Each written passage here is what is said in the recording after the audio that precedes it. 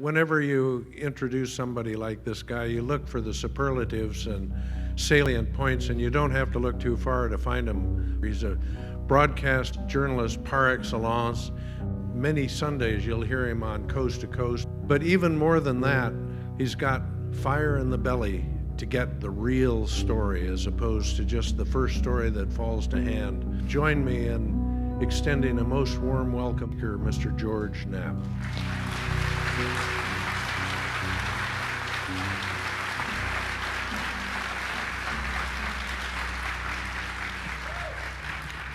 Thank you, everyone. So let me start off by apologizing. I forgot my suit and tie.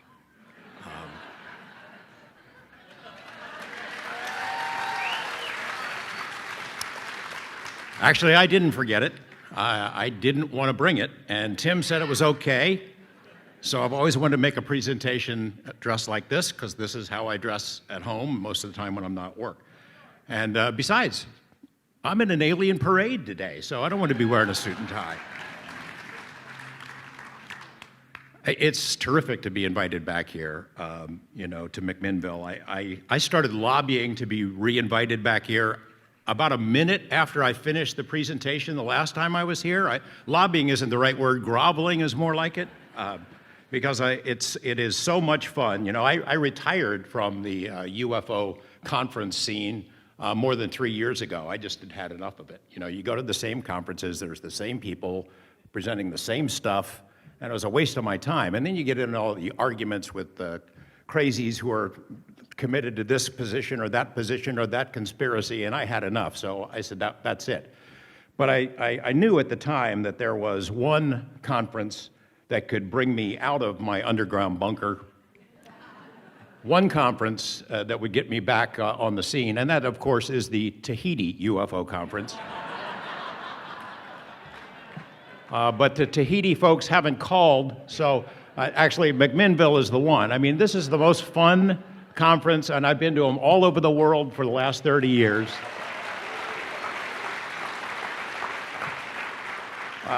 There's nothing close. There's nothing close to it. It's so much fun. The attitude of the folks who are here is so healthy and inquisitive, and I have been trying to convince Tim to go ahead and start an I-team of his own so I could move to McMinnville. McMinimans, they save old buildings and restore them. That's a passion of mine. They make beer, they make wine, they roast coffee, and they put on a UFO conference. I need to work for these folks. So it's an exciting time for the UFO topic. Big things are underway. I think my friend Jeremy Corbell was talking about it the other night, for those of you who are here, about all these different acronyms and programs. And if you think about, I know it seems like progress is slow and we get frustrated that more information doesn't come out about UFOs in general, but wow, a lot of stuff has happened here since last October. Last October, on a stage in Seattle, a guy named Lou Elizondo stepped forward and said, the fact is the US government has been studying UFOs. It never stopped in 1969, as we were told when Project Blue Book ended. Of course they've been studying it. There are intrusions over national security facilities, encounters with US military. So we've always suspected that they were studying it. And Lou came forward and said, not only are we studying it, but I was in charge of it and I resigned because it's not getting enough of a priority. That's a really big deal. And then 2 months after that, in December, the New York Times breaks a story about the program that Lou had been in charge of. They kind of confused things a little bit about the $22 million that had been spent by the Pentagon, because in fact that money had gone to another program, ALSAP, that has distinct connections to Las Vegas, as all UFO stories seem to have. There is a trail of breadcrumbs from just about any UFO story you could imagine, not only to Las Vegas and Bob Bigelow, but also to Skinwalker Ranch, which we'll be talking about today. In addition to the revelations about ATIP and ALSAP, there's a lot of other information that's been dribbling out. We did a story last night, you didn't see it because it's in Las Vegas TV, but about the Tic Tac UFO. Those videos were released. People complained about them, which is what we UFO folks do. They're too grainy, they're not long enough, we don't know what it is. Maybe it's a bird, maybe it's a balloon. Well, it's not a bird, and it's not a balloon, and it's not another airplane. It's something from somewhere else. It does things that we can't do. And I was able to release a report that was written for the DIA and the Pentagon that analyzed all the sensor data that shows beyond any question that these craft do things that we can't do. It's an exciting time. I know there is frustration in that we want more information. In fact, we want all of it, and we want it now. It's coming, if you think about the progress that's been made in the last 8 months, it's just incredible. As I said, I think all roads, one way or another, lead to Las Vegas and to Skinwalker Ranch, which is in Utah, which is what we're going to talk about today. And I don't think I'm exaggerating in saying that it is the strangest place on Earth, at least the strangest place on Earth that has been studied. It is the most intensely studied paranormal UFO hotspot in the world. And it hasn't just been studied once, it's been studied twice, which we'll cover tonight. Robert Bigelow, he's described as shadowy billionaire, CIA front. He's in the tea business, he's a casino owner, he's a drug runner, all kinds of crazy stories, has spent more money pursuing UFOs, paranormal, psychic phenomena than any person in the history of the world. And he bought this property, and we're going to get into why he bought it in a couple of minutes. But he installed scientists on there he owned it for 20 years. The scientists were there for 7 or 8 years, 24/7. Either they were there or had cameras there, and they tried to figure out what the heck was going on. This place has a history of really strange activity, and they were doing what scientists are supposed to do. And they basically have caught nothing but grief for it ever since. It is a UFO hotspot. This is a UFO conference based on, the McMinnville photos and the legacy of this area.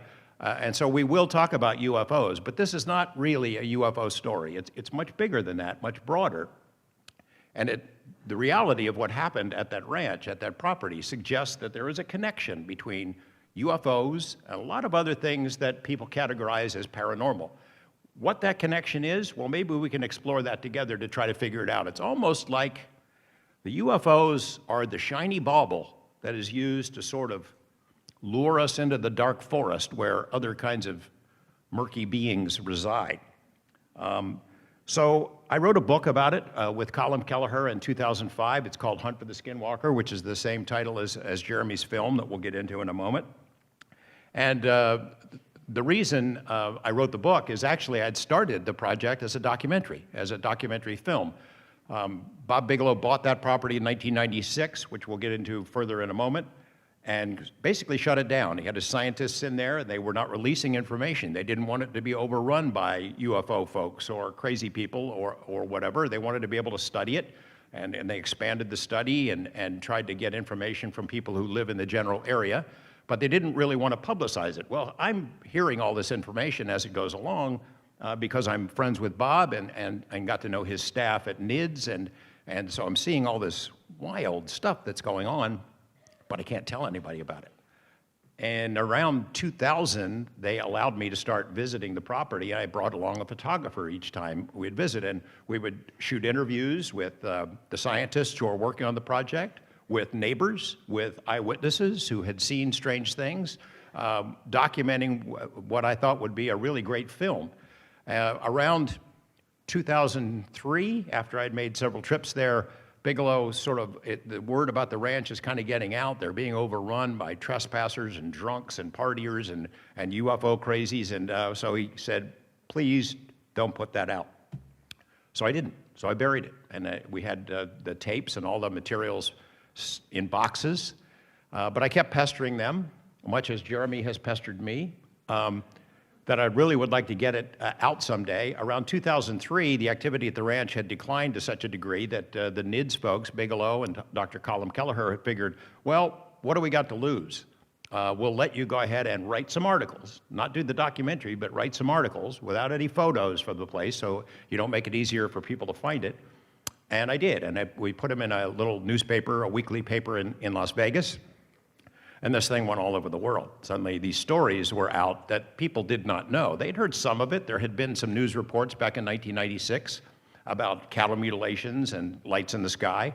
But the kinds of things that were described in that report were way, way beyond standard UFOs and cattle mutilations, really, truly bizarre stuff that we're going to talk about today. And then in 2005, Bigelow said, well, go ahead and release the book. The idea was NIDS hoped that by having some publicity about these kinds of hotspots, that we might get some input from other places, other people in other regions that would say, hey, we've got something similar to that here. Why don't you guys come and investigate? And then NIDS would have something else to do. We did get information, or they got information about it, but it never led to any further studies. The teams would go out and look at these other hotspots, Yakima, Sedona, Dulce, New Mexico, for example, and they spent a lot of time on the ground, but it never evolved into the kind of study that happened at the Skinwalker Ranch. So NIDS folded its tent. The organization dissolved in right around 2004, 2005, because the activity at the ranch had gone underground. What we learned later, though, and I was not able to talk about this either, is that a new study began in 2008, and it was funded by you. It was funded by American taxpayers. And it was conducted at the suggestion of the Defense Intelligence Agency, the DIA. And so for a couple of years there, government-funded investigators, some of the same people who had worked for NIDS, were on the property investigating the paranormal, UFOs, and a whole bunch of other stuff that are way beyond what you would think a normal UFO or government study would be interested in. I want to give you a sense of, sort of a sense of what the ranch is like. In the book that we put out, it had no photos for reasons that I just mentioned, and the documentary project that we started long ago was shelved. Jeremy Corbell has been pestering me for a long time to maybe revive it, and when Bob Bigelow sold the property in 2016 and a new owner came in, I was sort of relieved of my promise that I wouldn't put this stuff out. So we started working on it. It's the new film. We're proud of it. It's not out yet, but will be soon. It's two films. It's the story of the original stuff that I shot and never showed to anyone, and it's also the new stuff that Jeremy has acquired, interviews with people who would never come forward before, and it's kind of exciting. So I want to show you a clip that gives you a sense of where we're heading here.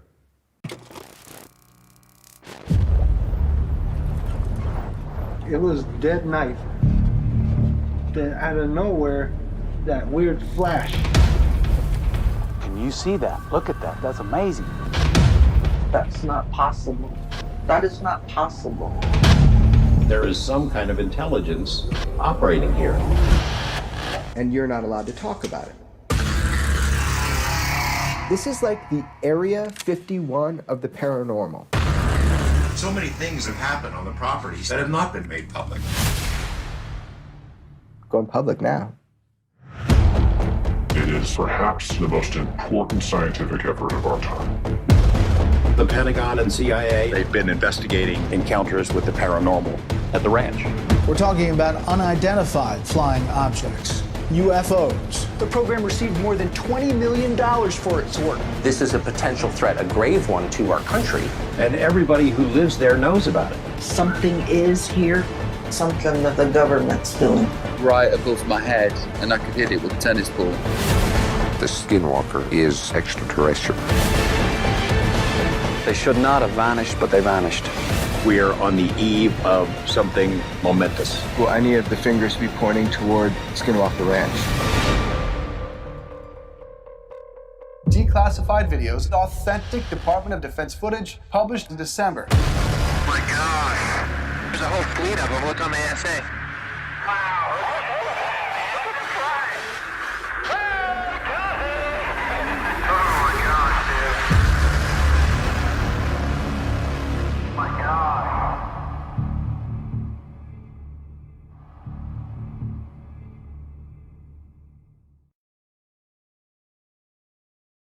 So that's a little taste of what the film's going to look like, and some of the things that are in that, and some of the things that we'll talk about today and over the next 2 hours, I've never been able to talk about in public before because the Bass thing was secret. You know, it was a government project, and while I was aware of it because of my friendships with the people who were involved, I didn't have to sign anything. No one was going to throw me in jail, but I would violate a confidence, which for a journalist, that's your stock in trade. That's how you learn stuff. People tell you things on the condition that you don't spill it immediately, and that has served me very well over the years. And the story about the ranch, I mean, I knew about it since 1996. I never went public till 2003. The story of the Bass study, I had known about it since it started around 2008, actually a little bit in 2007, but we didn't make it public until this year. So sometimes just by being patient and hanging on, you get to learn a lot of stuff. People tell you stuff if they think they can trust you. And I know that puts me in a category of being in league with the evil cabal government or something, but you know, I'll deal with that somehow.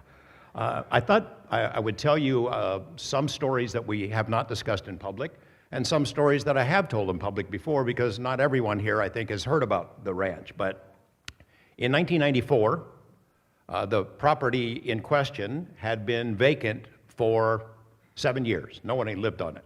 We'll show you what the ranch looks like here in a little bit, but this family moved in. We call them in the book the Gormans. Their real name has been well known. It's been released by other people. The reason that we stick with it is because we made an agreement. The NIDS guys had made an agreement. They weren't going to use the real name. They weren't going to tell anybody, and I honored that agreement. So in the book, when Colin and I wrote it, we didn't use their real name. You could find it if you wanted to look for it. We stuck with Gorman. So that's the name I'm going to use, even though some of you may know what the real name is. Dad is an educated man, college educated. He's an expert in Simmental artificial insemination, raising these special cattle. He's an expert marksman and hunter, just a real solid guy. His wife, we call her Ellen, I think, in the book, is the vice president of a bank in town, also educated, smart, solid as a rock. The two kids were both straight-A students, a boy and a girl, just a solid family. They buy this property in northeastern Utah, and it's their dream property. It's 480 acres. It's a beautiful place, and they are unloading their stuff on the very first day on the property. They have some calves in the corral, and they look out across the pasture, and they see this large beast. It's a canine. Is it a dog? They're looking at it, trying to figure it out. No, it's a wolf. We didn't know there were wolves in this part of the country. This thing starts walking toward them. It's head down. It's being very docile. They figure, this must be somebody's pet. This must be somebody's pet wolf. And it gets closer and closer to them. And as it does, I think one of them brushed it, and it had rained that day, so there was a wet dog smell, they recall. And this thing was gigantic. I mean, the rancher's about my size, and the back of this wolf came up this high, so it was huge. And it's walking between the family and acting like a pet, and then it spots one of these calves that made the mistake. Most of the calves are huddled back on the side of the corral. They see this wolf. One of them made the mistake of sticking its snout through the bars, and this wolf springs into action and chomps down on this calf and starts trying to drag it out of the corral. Why don't we play this clip? This is Colin Kelleher, the main investigator on in the NIDS study. I put a couple of calves in this corral here, in this one here, and they saw this wolf was just trotting across the field here from this direction, and it stopped occasionally. There was a light rain. It was a misty kind of a day with light rain. And so they were watching this wolf as it was coming towards them, and seemingly kind of unconcerned. The wolf stuck his head into the corral, grabbed the muzzle of the calf, in full view of these, tried to drag it out of the corral. The calf, was going wild. So Terry and his dad went over with, stout sticks and started beating on the wolf to try to make sure that it let go the calf. Several times they beat on the wolf without any effect whatsoever. So Terry asked his son to go in to get a .357 Magnum. the sun came out and the wolf was still trying to drag the calf through the corral. And Terry sort of pointed the magnum at the animal and shot it. Now, as far as I remember, he shot it either 3 or 4 times, and it was like from increasingly close range. First of all, it was from several feet, and then it was closer and closer. On the 4th shot, the animal, I believe, let the calf go, but the animal the wolf didn't let out any yelps of pain.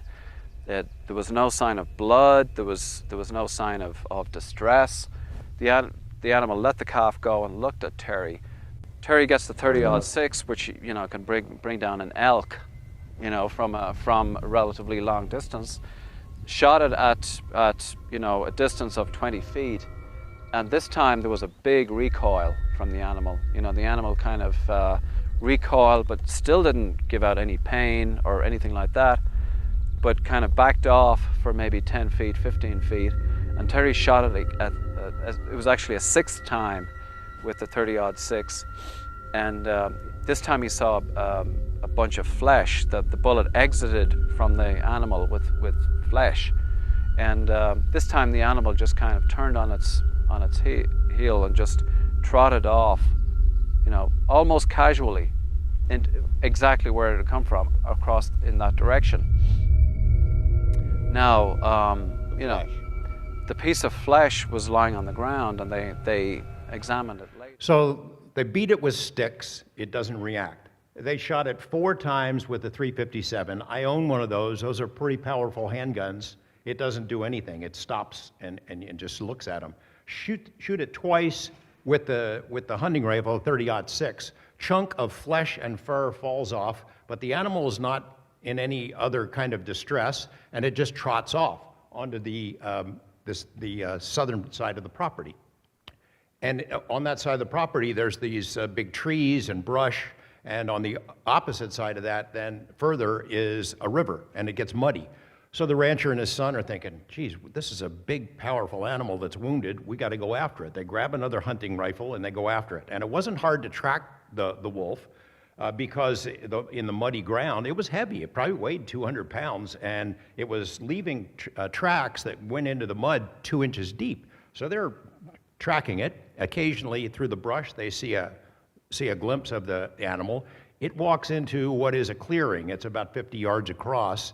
By the time the rancher and his son get to this clearing, they walk out. The tracks go right out into the middle of this thing and stop. It was as if this thing vanished into thin air. They go walking back to see the rest of the family. What are we going to tell them about this? Well, basically we're going to have to just get over it and move on. This is the first day they moved into the property. They go back and pick up the chunk of fur and flesh. And I guess they're not thinking like a forensic investigator or a UFO investigator, so they don't keep it. But this fur and flesh smelled like rotten meat, like it had been out in the sun for a couple of days. It was rotting. They didn't keep it, unfortunately. But so later, when the NIDS guys get there, I'm jumping ahead, but when the NIDS guys get there and hear this story, they prepared sort of like a photo lineup, like you would do for suspects in a criminal case. And they showed the family likenesses of different species of wolves. And they asked each of them independently, the 4 people, to pick out which one they had seen. And they all settled on the same one. And the one they settled on is a dire wolf. And it's been extinct for 10,000 years. And that wasn't the only time they saw this wolf. The wife, the mom, had another encounter at the front gate. And that'll show you in a moment later. This same wolf was in the company of 2 dogs. They're traveling as a pack. And the dogs had these giant, oversized heads. Just really weird animals, and weirder still that they'd be hanging out with this bulletproof wolf. So that's day one. That's day one on the property. And they're thinking, we just got to kind of move on, finish unpacking, and get on with this. Now, I'm going to tell you some stories today that you're not going to believe, and I'm okay with that. You don't have to believe it. I don't have an agenda. I don't know what the explanation for this stuff is. I have no idea, and I don't think anybody else does either. We'll explore some possible connections towards the end, and we'll open it up with the questions. But No one can explain how that works or what that animal was or where it was from or some of the other creatures or experiences that I'm going to tell you about. Again, I don't expect you to believe it, but I'm telling you that this is how it happened, and the witnesses are telling us the truth.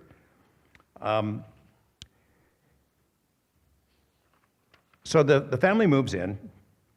Strange things start happening. Let me show you what the ranch looks like. Let's roll that.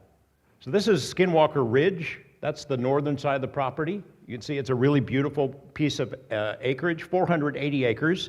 It's divided into 3 homesteads. And there is only one way in. There's only one way to get into the property. By the way, on the north side is something called Bottle Hollow. The whole thing is surrounded by Ute tribal land. I wish I had stolen that sign because it's gone now, but that's the opening gate. That's the gate that gets into the ranch. There's only one way in. It goes all the way through the 3 homesteads, and it's always locked.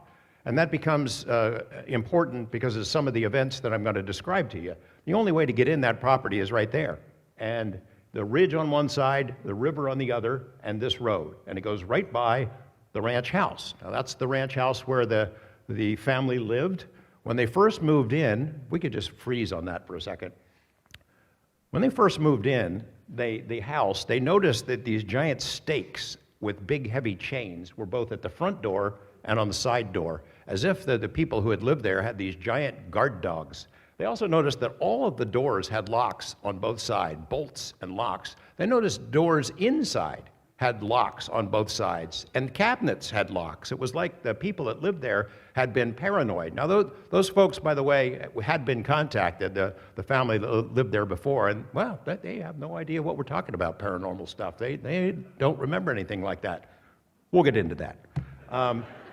So the family thought, that's kind of weird. It's like they're worried about keeping something out, and they're worried about keeping something in, and all these locks. But again, like with the wolf thing, they kind of just let it go. This is their dream property. They just got here. They're going to get on with it. These are some observation towers that were built by the NIDS team when they came in 1996.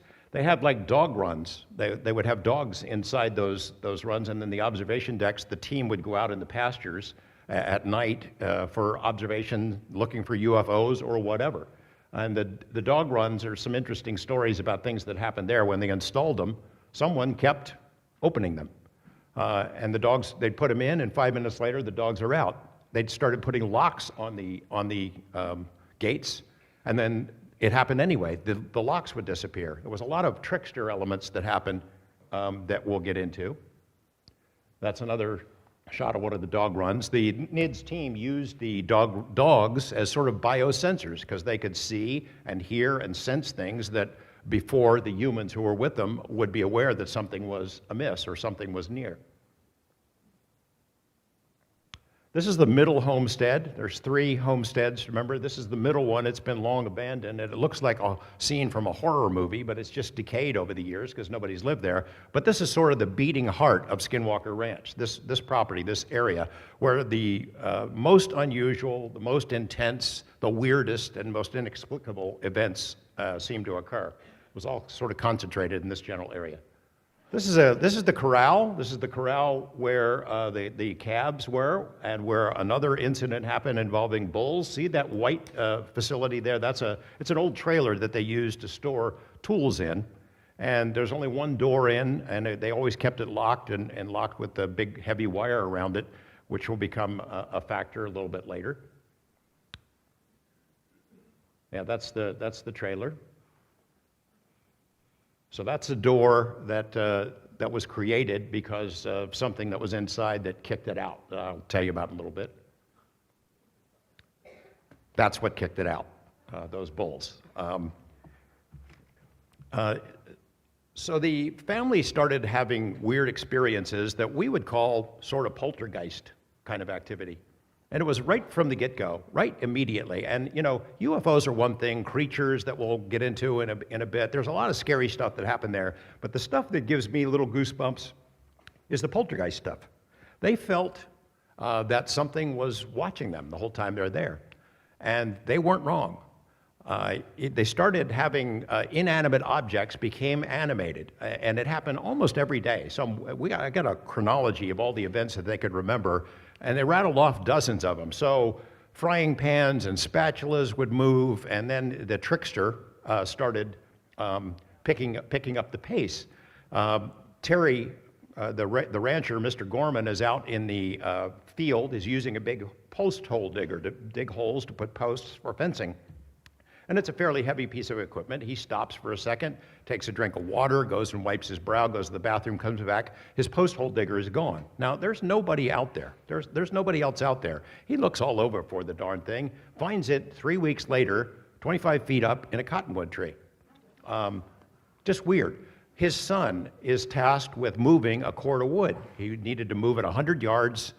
He and his friends had done this to get it closer to the house where they're going to use it. They went in when they finished and had lunch, came back out. The whole cord of wood is moved back to the original spot.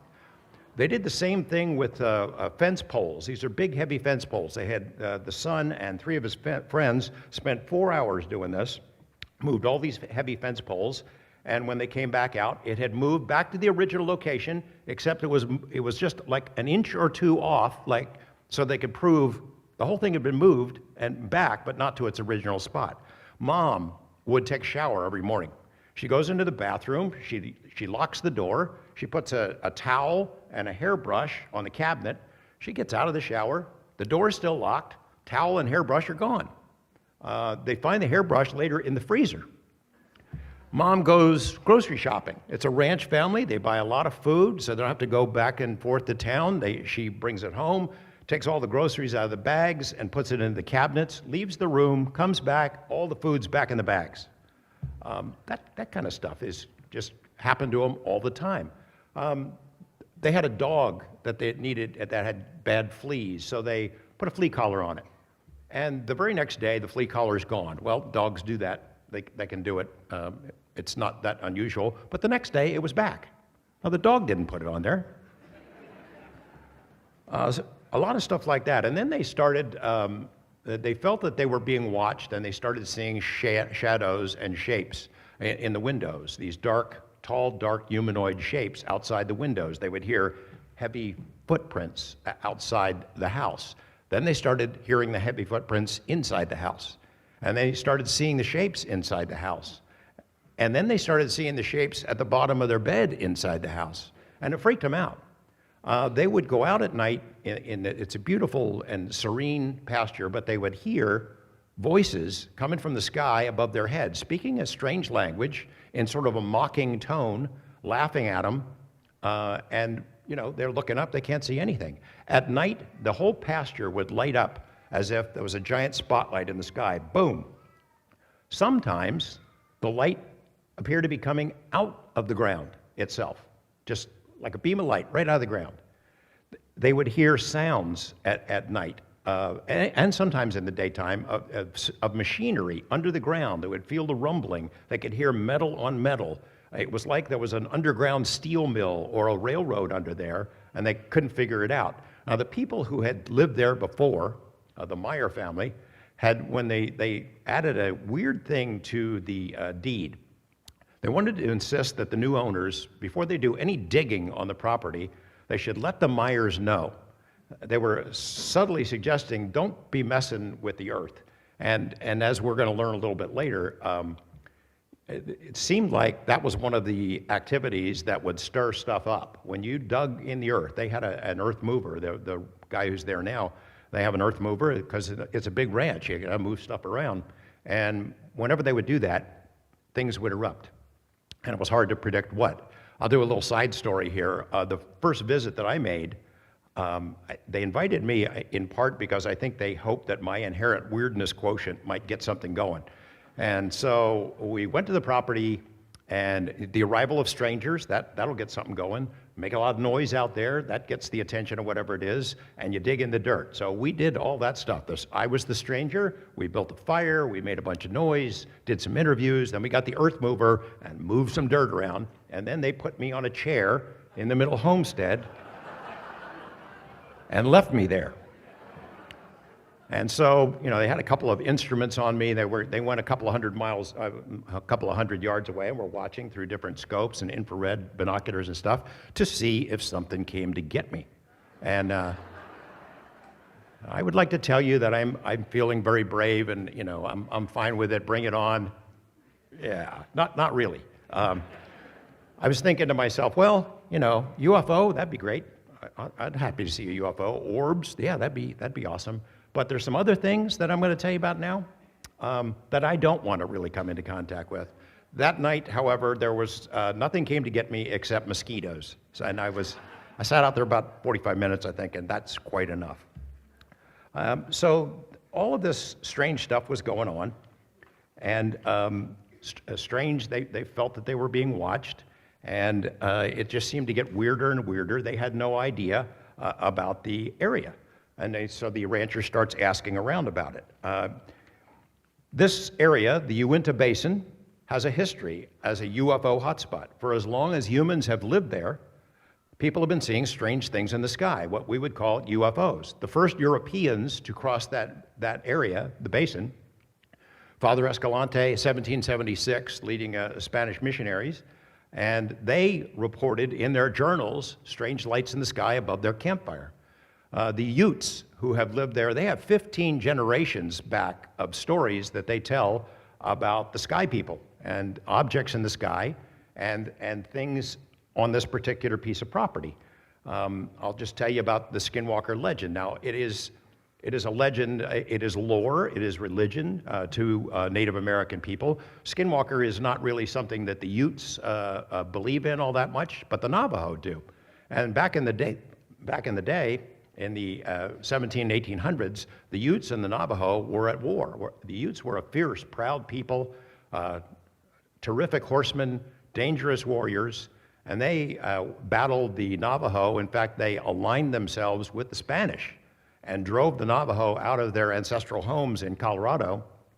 So the story about Skinwalker, which is how the title comes from, is that the Utes believe that the Navajo put a curse on them, that they sent a Skinwalker, and that ridge that we saw above the ranch, that is what is known as the path of the Skinwalker. So the tribe believed that people should not go there. There's no prohibition from it, but they had strongly advised tribal members to not go on that ranch, and that is still true today. Skinwalker, in the sense of what we're discussing today, is sort of an umbrella term that the tribe used to describe all the strange stuff that they had seen on that property over the decades, over the centuries.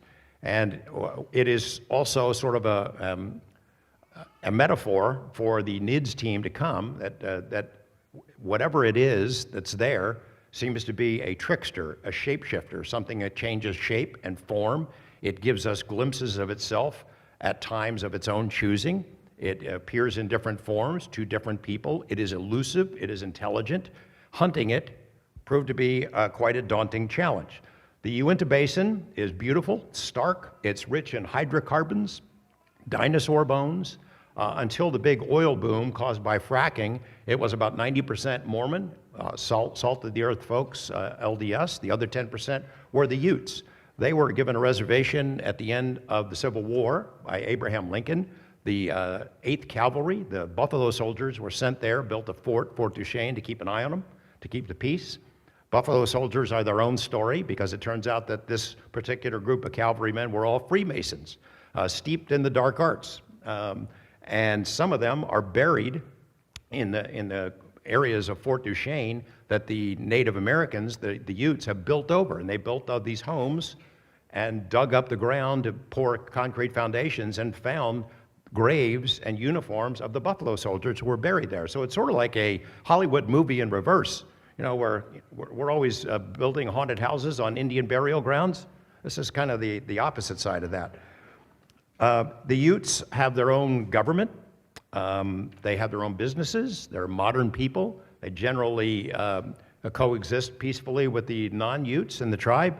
For us as investigators, for NIDS, and then for us as filmmakers, we had a tough time breaking through to them and getting them to talk. They didn't trust us. It took a long time. Jeremy has made really great progress in the last year or so in gaining access to Utes, and we've been able to engage with them and hear a whole new level of stories about what's been going on there.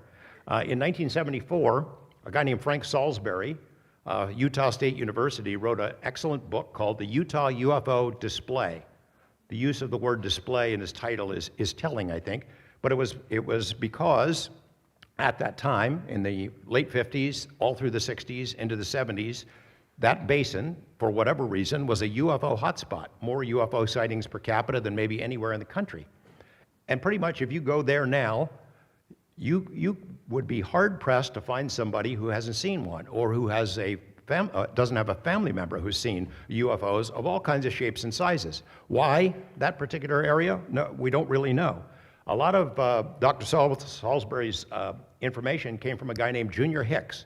He spent his entire life there in the basin. He was the science teacher. He taught science to generations of school kids who live in the area. And as they would become adults or teenagers and see UFOs or weird stuff, they would go back to their science teacher, Junior Hicks, and tell him the story. And he started compiling all these files and cases. And he would drive through the properties and interview witnesses and put together an amazing compendium, thousands of cases that he looked at. The best 400 or so he gave to Dr. Salisbury, which formed the basis of this book. Junior Hicks is a pretty cool guy, and because he knew everybody growing up, they trusted him and told his story, so he got a lot of information, and he shared a lot of that stuff with us. Junior Hicks is the guy, the first time I met him on my first visit to the property, who told me that ridge is the path of the Skinwalker. And I got a little chill when he said it. I said, what's a Skinwalker? I'd never heard of it before. And he told me the story about the Utes and the prohibition, or rather the admonition against going there, and we've been working on that ever since. I could talk all day about the Skinwalker, but in essence, it is a shapeshifter. It's an evil presence, a sorcerer. In order to become a Skinwalker, according to Navajo beliefs, you have to kill somebody, a member of your own family, and then you'll be able to morph into other animals and other shapes, a crow, a fox, a wolf. So it's an interesting idea, and maybe it seems quaint to some of us who do not share that particular belief or that culture, but the Utes take it very seriously, the Navajo take it very seriously, as evidenced by the fact that we tried to ask about it, even to tribal officials, to police officers, to academics. They didn't want to talk about it, because by mentioning Skinwalker, there was a concern that you invoke it. You invoke its name, you invite it into your life, and they take it very seriously because it's pretty scary.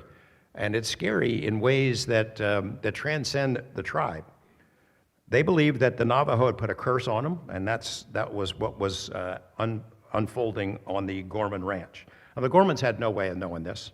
They buy the property in 1994. They notice all the weird stuff, all the weird events that start happening, the shapes and shadows, the lights, the voices. Then they start seeing weird animals. In addition to the wolf incident from that first day, that was just the beginning. Ellen, as I mentioned, she saw something similar at the gate. They saw birds that would show up that looked like they were red. They came out of like the Amazon or something, that they're not native to that. They would show up. There were times when flocks of geese would be flying over the property, and they'd watch them, these giant V's of geese, Canadian geese, and as soon as they got over the ranch house, it was like they ran into an invisible pillar there, and they all scattered. Some of them fall out of the sky. Here's a weird one. One afternoon, Tom and Ellen arrive at the ranch after stopping in town. They see a commotion in the corral. Something's kicking up a lot of dust. As they got closer, they could see something is attacking their horses in the corral. And it's this big, heavy beast. It looks like a hyena, but it's muscular, low to the ground, with a big, furry, fox-like tail. And it's got claws, and it's scratching at the haunches of these horses that are jumping up and down. And it wasn't imaginary, because the horses were injured. The rancher jumps out of his truck, yells at this thing, and goes charging after it. It takes off out of the corral, goes up Skinwalker Ridge, jumps into a rock, and disappears. It's vanished. I'd never seen that before, and they can't identify what the heck that was, but its claws definitely left marks. Bulletproof wolves, strange animals, mystery voices, strange lights, poltergeist. What do you need after that? You need UFOs. So they started seeing a bunch of them. The first one they saw, it looked like an RV. It was at the third homestead, down at the other end of the property, and the rancher and his son are out at night, and they see what they think are headlights coming from the third ranch toward their house. They wondered, how the hell did this guy get down there in a Winnebago? He must be stuck. Let's go help him. So they start walking in that direction. The headlights start coming toward them. Then the headlights go up, and over the trees and out. And they described it, once it was in the sky, they described it as what UFO researchers would call a chupa. What was seen in Brazil for a lot of years, a big refrigerator-looking thing or an RV type shape. But it clearly was not a Winnebago. If it was a Winnebago, I'd like to buy one of those flying Winnebagos. Next, they started seeing these daylight sightings of silver discs. They saw classic flying saucers, except the one that they encountered generated an emotional response in them. And they were elated, almost giddy, like it was accessing something in their brain to mess with their emotions. Now, that wouldn't be the only time that happened. There were other craft and orbs and things that they saw that had the opposite effect. There were some UFOs that looked like stealth fighters that would float silently over the property. Ellen saw them first at the gate again, and they were ringed by what looked like Christmas lights or disco lights. There were a couple of times when they would just appear over Tom. He was out at night in the pasture, and then boom, there's one right there. He took to stalking them. He'd go out with a rifle at night. He was thinking it's the government doing this stuff, that the government is somehow trying to drive him off his land, so he'd get his gun, and he was ready to shoot one out of the sky. But he'd watch it, he'd hide. So these things are not omnipotent. They could be fooled. But he'd watch them floating around over the property, shining spotlights over the ranch at different spots. And it's cold the night that he's telling the story about, and he moves his knee and it cracks, and this thing reacts. It hears the crack and reacts and shines a light in his direction, and he took off. They started seeing all kinds of orbs. The first ones were these white things that would flit around. It's not fireflies. They were about the size of a softball, flitting around in the trees. Sometimes they'd hover, sometimes they'd come toward them. Then they started seeing these red things, also orbs, that seemed designed to go after their animals, scared the hell out of their animals, would divide their cows, it would drive them off cliffs. And then the blue ones, the blue meanies. These things were bigger than a softball. They would get real close. They were looked like it was made out of glass, and inside of them was this bubbling blue liquid. No means of propulsion. They couldn't figure out how these things were flying. But when these things would get close, both to animals and to people, it would drive them to their knees with fear, just drive them crazy with fear, like it was accessing a flight or fight kind of thing in your head. Now, it's weird. They had seen a lot of weird stuff. They were kind of getting used to spooky, scary stuff. But this thing drove them literally to their knees and messed with them. They started having weird dreams. In addition to seeing the things outside the window, they would have the same dreams at night, the husband and wife, and in these dreams, these beings in the sky are watching them and talking about them. And they said, oh yeah, Tom, he knows, he's aware we're here. When they wake up and they both tell the same dream again, they're upset about it. A couple of times they would wake up and they'd have these scoop marks on their hands and fingers. So that it's really trying to scare the hell out of them. I'll tell you what, they started, in addition to all these UFOs that they were seeing, their neighbors were seeing them. Sometimes sombrero-shaped objects that would fly right into Skinwalker Ridge, almost like it's a holographic projection of some sort. As Tom starts asking his neighbors, he finds out that pretty much everybody out there has been seeing them, and have been seeing them for a long time. And I guess he probably was wishing, why didn't somebody tell me that before I bought this property? They started losing animals, cattle. Now they've got 80 head in their herd, and these are expensive animals. And a lot of them started disappearing altogether. You could follow the tracks in the snow, right into a snowbank, and then poof, they're gone, like they were snatched out of the sky. Then they started finding them that are cut up, classic mutilation stuff. The neighbor was having the same experience as Mr. Garcia. His cat, the one incident that he told me about was he had two cows. that were in a special pen. He had them sequestered from the rest of the herd. He's in the house, and they're locked. There's no way they're going to get out. He's in the house, and he looks out, and both of them are outside the corral that he had created, outside the fence, and they're laying down. And he goes rushing out, what the heck is going on? These cows had, their legs were broken. Their front legs are both broken. How did this happen? It was, he goes back in the house. He's going to get a gun and take them down. He comes back outside. The cows are gone. They didn't walk. Their legs are broken. They're in severe pain. He goes back in the house, puzzled. An hour later, they're both back. He goes outside to see them. Now they've got 4. All of their legs are broken, as if they had been dropped from the sky. The Gormans lost a total of 30 head. And out of a herd of 80 animals, that's pretty bad. That's a significant loss. There was one particular mutilation incident that happened after the scientific team was there, and I think I want to show you that now. The Gormans were especially sensitive to the incident with the bulls because of the losses they'd already suffered. Out of a herd of 80 cattle, they lost 14 head prior to the arrival of NIDS. Some disappeared, others were sliced up. 12 more cows and calves were killed while NIDS was on the ranch. Their neighbors, the Garcias, lost several animals as well. Some of their cattle appeared to have been killed by being dropped onto the pasture from a great height. The cattle mutilation mystery has been reported in at least 15 states dating back to the 1960s. Thousands of animals have been sliced up with surgical precision, mostly under the cover of darkness. If humans are doing it, not a single suspect has ever been caught. For the Gormans, the livestock losses were devastating, both financially and psychologically. And then things got worse. On March 10, 1997, Tom Gorman and his wife walked out of their home and into the pasture, planning to tag the ears of several calves that had been born in the preceding days. It was a bright, clear morning. Snow was on the ground. 50 yards from their house, they found the first calf. They were with their dog. The two of them tagged and weighed this animal. They checked it at, I believe it was 84 pounds or 87 pounds. And they left the animal there with the mother. Everything seemed to be fine, although they did detect an odor in the air around this area. They detected a strong musk smell.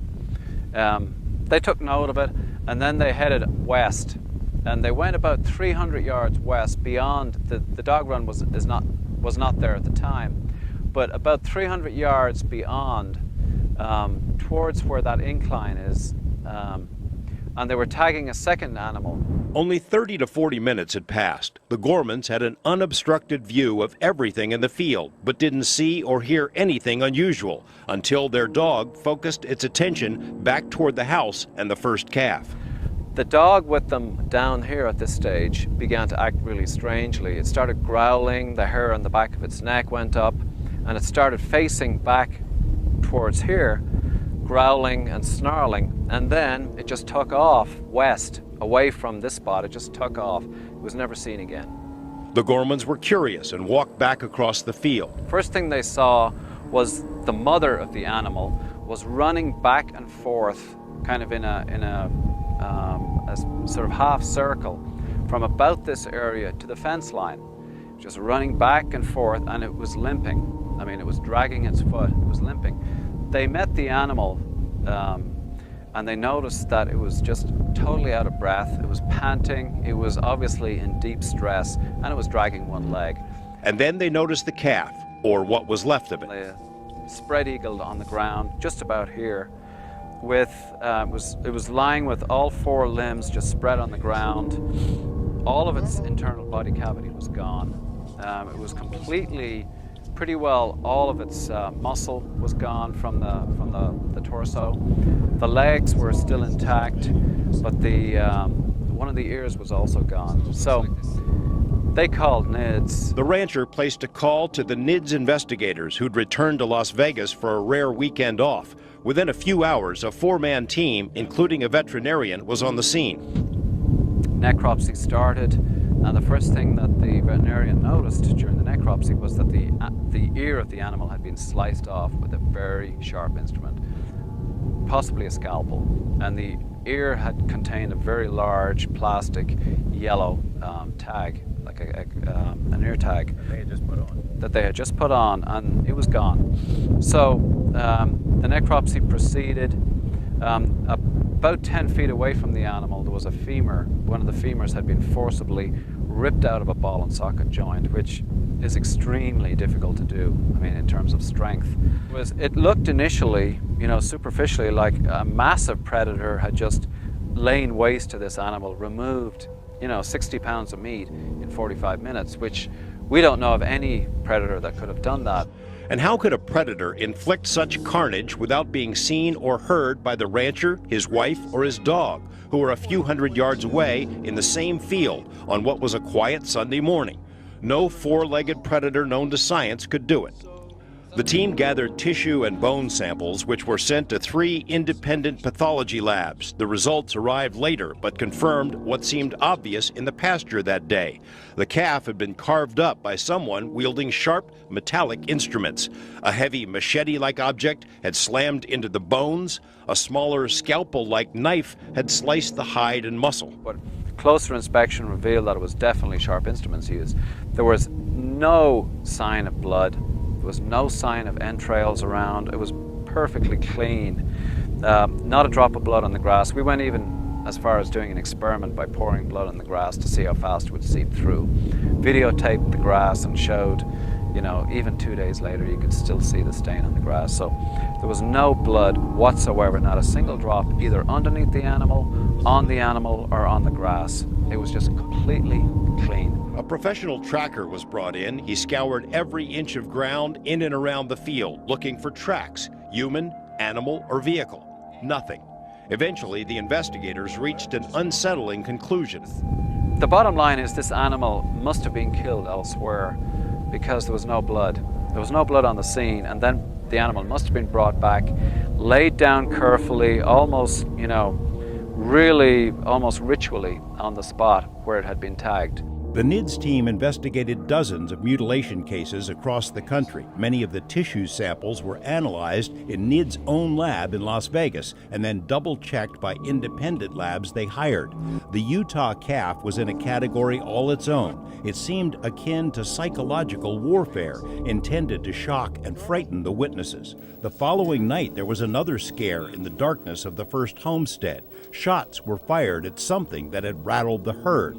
Eventually, Colm Kelleher surmised that the perpetrators responsible for the calf were mechanical, like an assembly line in a meatpacking plant. A machine was involved with this carnage. Whatever happened to that calf was an extraordinarily skillful job.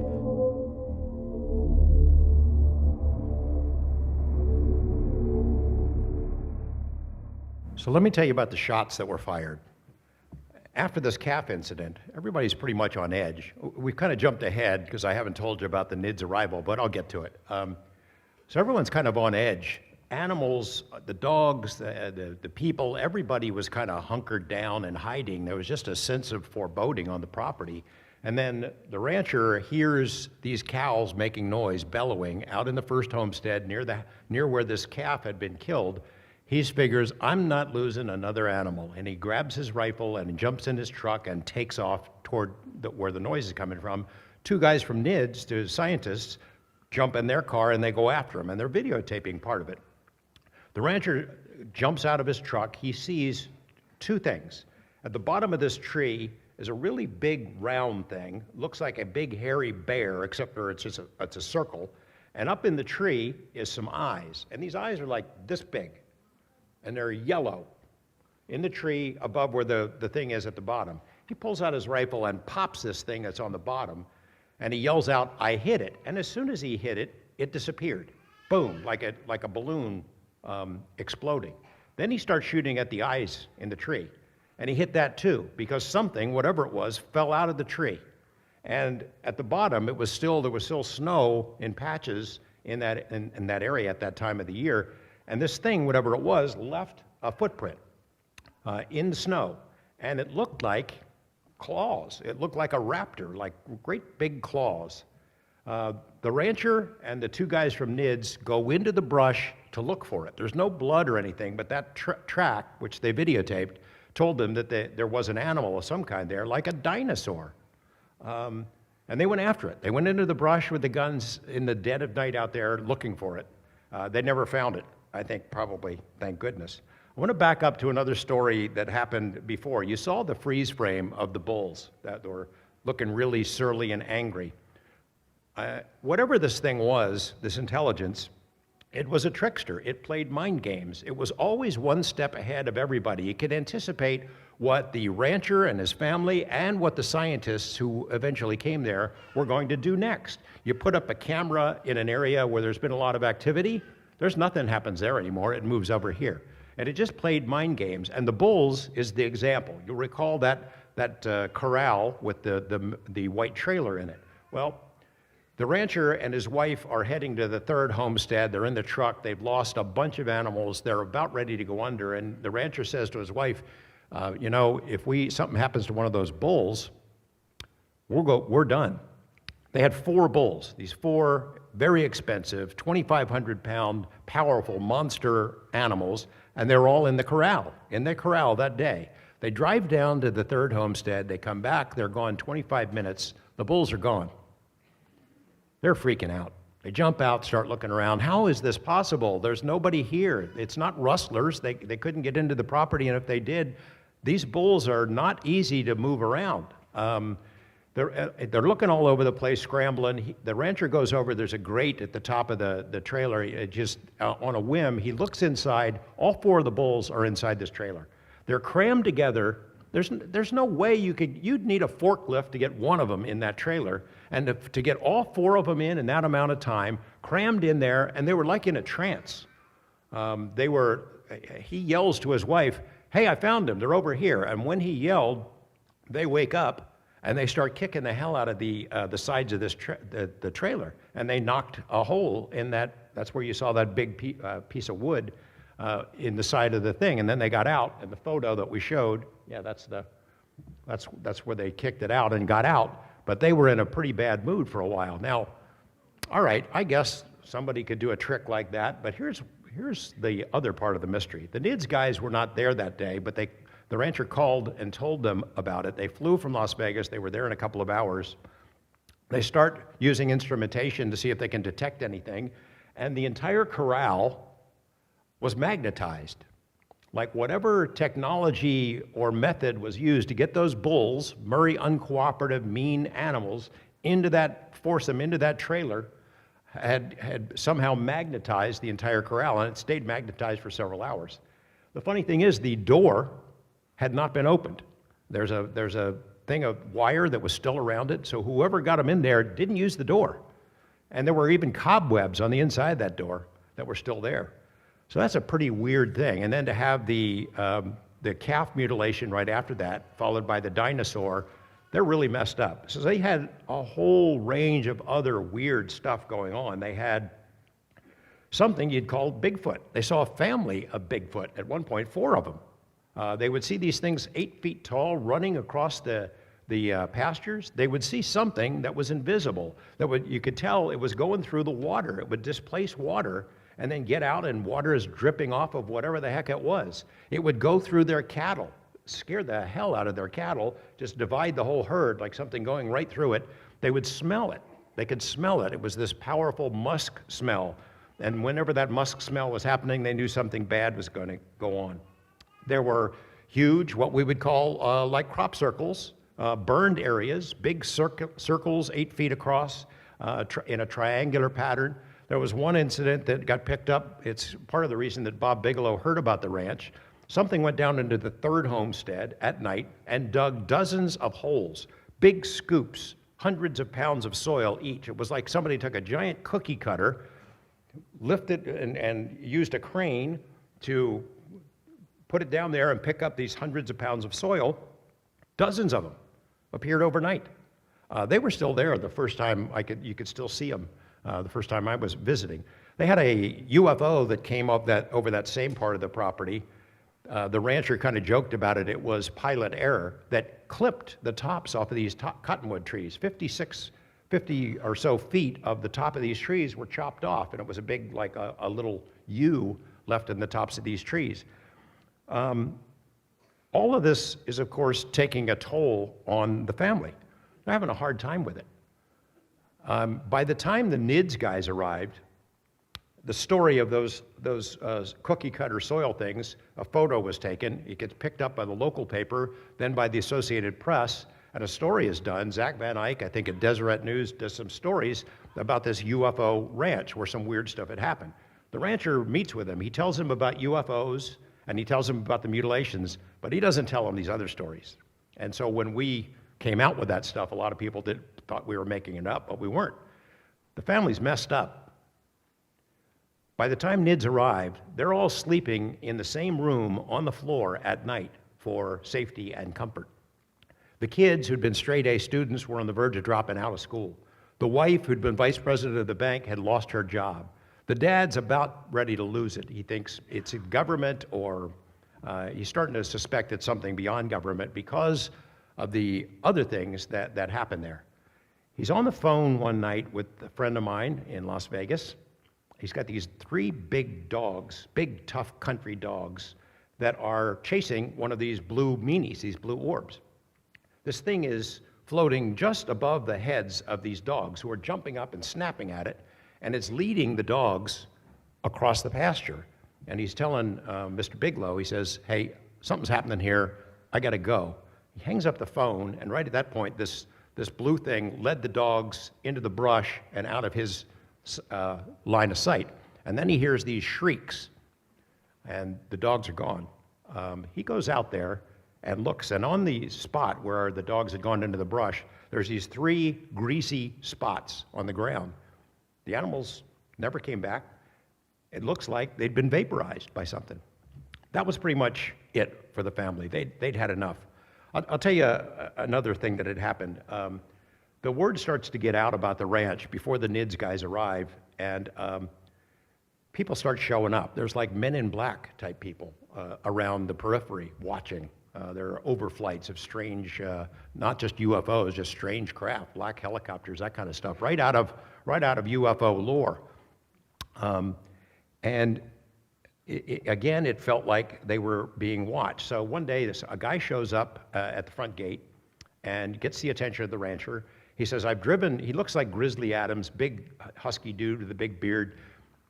He says, I've driven hundreds of miles here. I've been drawn to this property. Can you let me meditate out here?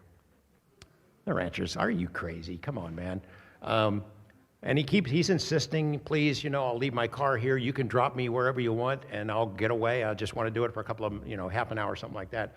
They finally talk him into it. He and the son let the guy get in their truck. They drive him to the middle homestead, my chair. And the guy is like looking at the sky and chanting and stuff, and the rancher and his kid are leaning on their truck and looking at what this crazy SOB is doing.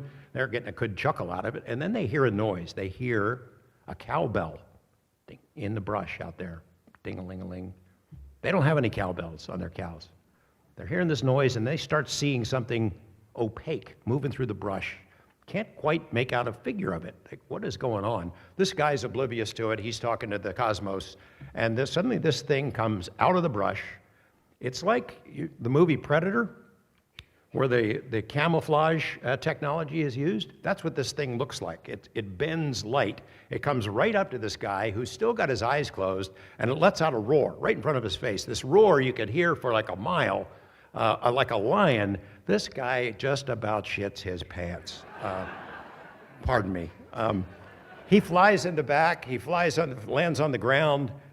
This thing goes back into the bushes. The rancher and his son come over. Are you okay? He grabs onto the rancher. He won't let go. Get me the hell out of here. This place is cursed. It's demons.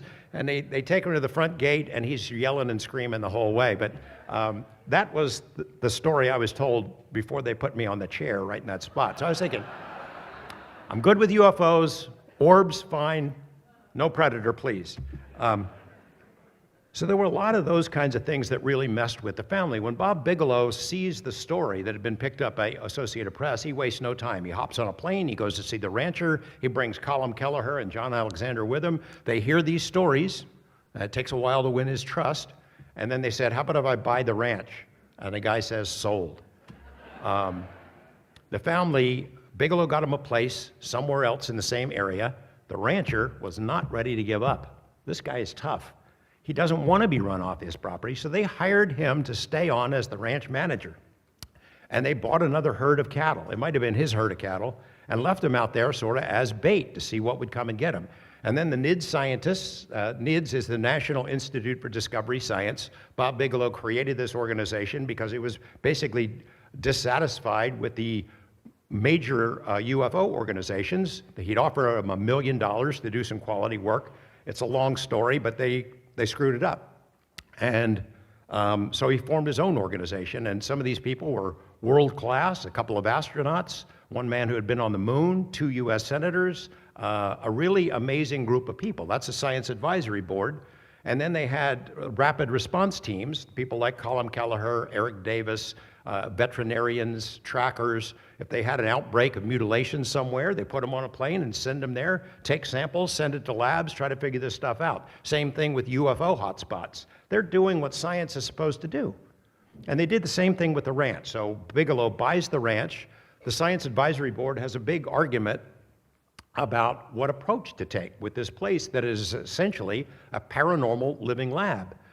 Part of the Science Advisory Board had suggested, well, maybe we go in soft. Maybe we go in without a lot of technology and just sort of try to interact with whatever it is psychically, or use shaman or something like that. The other guys that wanted to go in and put sensors and cameras and equipment and try to measure things the way science would do, that's the side that won out. So when they came in, they installed a trailer that was filled with equipment, all kinds of sensory gear, and they put cameras up on poles that would have a wide swath of the property so they could sort of detect and record images of weird stuff that went on.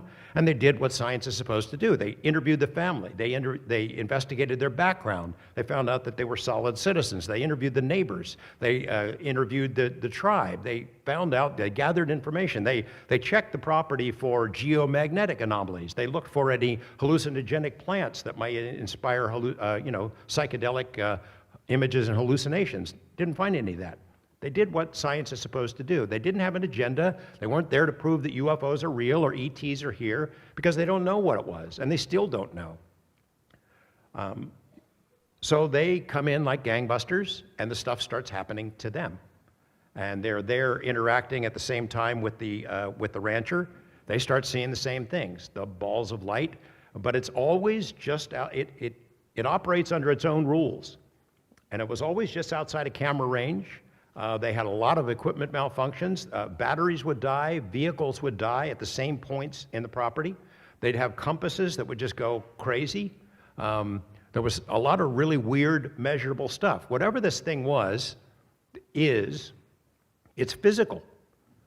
It did physical things. It certainly did physical things to the land, to the animals, to the people who lived there. And it was non-physical. It was psychic, metaphysical, whatever you want to call it. It was all of the above. This was not just a UFO story. It was a whole range and category of really weird stuff.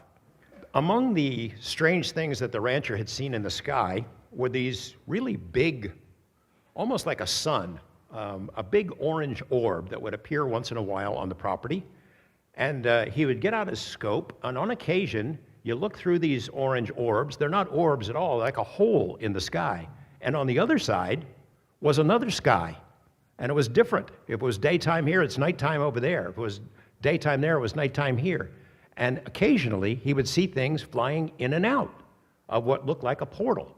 At other times on the property, he'd see these amorphous yellowish balls of light that would appear at different times in association with phenomena. When these balls of light would appear floating over the pasture, weird stuff would happen. Creatures would appear. Well, one night, while the NIDS guys are on the property, they have an experience with one of these yellow balls of light that strongly suggested to them that the ranch is a highway, a portal, a road to other realities. We'll play the clip. Ground zero for odd sightings was always the Middle Homestead. At nights, lights and orbs could be seen floating through the creaky old buildings. It's also where the rancher had multiple sightings of the most puzzling object, an orange glowing hole in the sky. Gorman told Kelleher and others the orange ball seemed to be a portal, and on the other side was a, quote, different sky. On at least one occasion, the rancher saw a smaller object fly out of the orange orb into the sky over his property. The exotic possibility that the ranch might be a portal to another world has occurred many times to the NIDS team, but how to prove it? In August 1996, the portal theory erupted again in a stark demonstration. The rancher and an investigator were conducting a night surveillance atop the ridges. They spotted a hovering ball of light in the middle homestead. An object that was seen 4 feet off the ground, that it looked like a dull yellow light. I mean, it was innocuous. Hovering over the road. It just appeared out of nowhere. And then it begins to expand and grow, and then it opens up into about approximately 3 foot wide opening. They turned on the night vision equipment they had, and lo and behold, everything from a dull yellow light became like a three-dimensional, it looked like a three-dimensional tunnel that was just, you know, hovering over the ground. Where there's a light shining coming out from within this opening. On the other side of the opening, this is just the natural background of the ranch. They see the road, they see the grass from the pasture and so forth. Slowly, this incident unfolded where they saw this, what looked like a humanoid creature, crawling, literally elbowing his or her way through this tunnel, hovering 4 feet above the ground. And out of this opening crawls a very large, what I understood to be an 8 foot tall black creature with a head and no neck, and a torso, arms and legs. No details or features noted on it. There was a second witness standing right beside the other guy with the infrared technology. All he could see was a dull yellow light that had expanded to about 4 feet in diameter. It just literally grabbed the outside edges of this opening, pulled itself through, came out, stepped onto the dirt road, and ran off into the darkness. The creature stood up once it got out onto the ground and walked away into the darkness. I mean, can you imagine two people on the top of a cliff or a sort of a bluff 150 feet off the ground in the middle of nowhere? And then the opening began to shrink and collapse in on itself and turned into a brilliant light that just faded away. That's a perfect description that was given by Matt Visser and John Kramer and Bob Forward and other colleagues of theirs in a physical review paper on the optical nature of wormholes. I mean, that is not, I would say, military technology. That's some kind of a phenomena that it smacks of interdimensional phenomena. We don't know what it is. That was one theory, that it certainly sounds like it's a portal as we understand it, but really that stuff is over my head. Those guys don't know. They're just, you know, throwing out one idea and telling you what they actually saw. They had some really harrowing encounters on the property themselves. There was, those two guys were walking, again, in the middle homestead at night. They have a couple of dogs with them. And the dogs suddenly go behind their legs. They're hiding, they're scared of something. And up at the top of the trees, they see this dark cloud that's floating. It's floating across the trees, getting bigger and bigger, and it stops right in front of them, and they freeze. And this thing, Eric Davis, who's a PhD physicist, brilliant man, has worked for top secret labs and things, he's frozen, and suddenly another voice comes out of him. It's not his, it's them. We're watching you. He's saying this, we're watching you. Colum is looking at him, what? And it's not him, it's somebody else speaking through him in a different voice. He snaps out of it after a couple of minutes. The cloud goes away. Eric was messed up for a couple of days, having terrible dreams, couldn't sleep. But it was a real thing. You know, there were other weird things that they investigated. So, you know, we decided when we wrote the book, we're going to put them all in, and people can sort it out themselves. The only incident that we hesitated about, that we argued about maybe leaving out, is this one. Two Native American police officers are driving through the range. I told you the whole ranch is surrounded by tribal land. There's a road, there's a paved road that leads to the dirt road that leads into the ranch. They're coming around the bend, it's nighttime, and they see two figures standing right at the bend. Their backs are to the road. The guys shine their lights over there. What are these two guys up to? Two 6 foot tall guys in trench coats smoking cigarettes. They shine the light over to them. The guys turn around their heads. They're dogs. I know, I'm not making that up. They're dogs. They're dog faces. These Indian cops look at each other. Holy crap. They look back. Dogs are gone. Trench coat's gone. They get out of the car. Cigarettes still burning on the ground. Now, we thought, maybe we'll leave that one out. That sounds pretty crazy. But you know what? I mean, since the book came out in 2005, there's all kinds of dogman stories that we've been hearing from around the country. So we kept it in. You know, the NIDS guys tried to communicate with whatever it was. They had different experiments that they tried to talk to whatever it is, and that failed. After a while of hunting the Skinwalker got tired of the game and decided, I'm going away. The activity plummeted, it went underground, and the phenomena seemed to make a statement that it was tired of this. One thing it did, well, let's play this other clip about phenomena first. This is something that Jeremy put together about the NIDS study. In 1978, a local newspaper reported high activity in the Uinta Basin.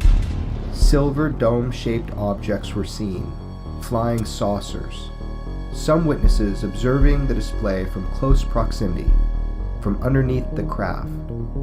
UFOs were buzzing the locals with jagged green lights like fire.